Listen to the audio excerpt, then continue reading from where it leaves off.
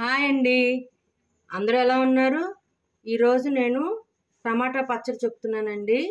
దీనికి కావాల్సింది 250 గ్రామ్స్ టమాటా. అది కుక్కర్లో పెట్టుకొని ఇలా మెత్తగా ఉడికించుకొని స్మాష్ చేసి పెట్టుకున్నాను. గుజ్జులాగా చేసుకోవాలి. ఒక ఉల్లిపాయ, ఒకటి మీడియం సైజ్ ఉల్లిపాయ చిన్న ముక్కలుగా కట్ చేసుకోవాలి. తాలింపుకి పచ్చిమిర్చి 2 చిన్న ముక్కలు, కరివేపాకు 1 రెమ్మ, ఎండుమిరపకాయలు 3 ముక్కలుగా కట్ చేసుకోవాలి. ఇంగువ చిటికెడు, ఆవాలు 1/2 టేబుల్ స్పూన్, జీలకర్ర 1/2 టేబుల్ స్పూన్, 1/2 టేబుల్ స్పూన్ పంచదార, ఉప్పు తగినంత, ఆయిల్ సరిపడంత. బౌల్ తీసుకొని ఆ బౌల్లో మనం గుజ్జులాగా చేసుకున్న టమాటాలని దీంట్లో వేసేస్తున్నా.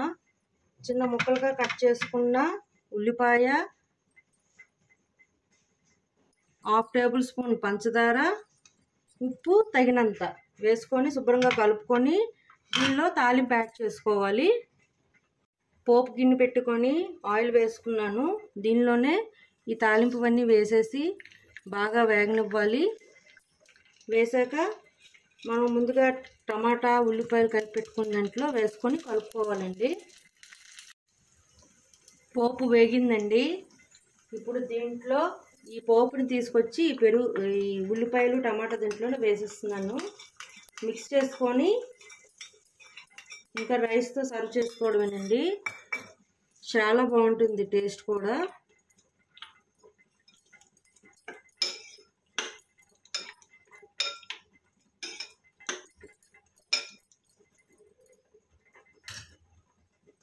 చూడండి, ఉల్లిపాయ టమాటా పచ్చడి రెడీ.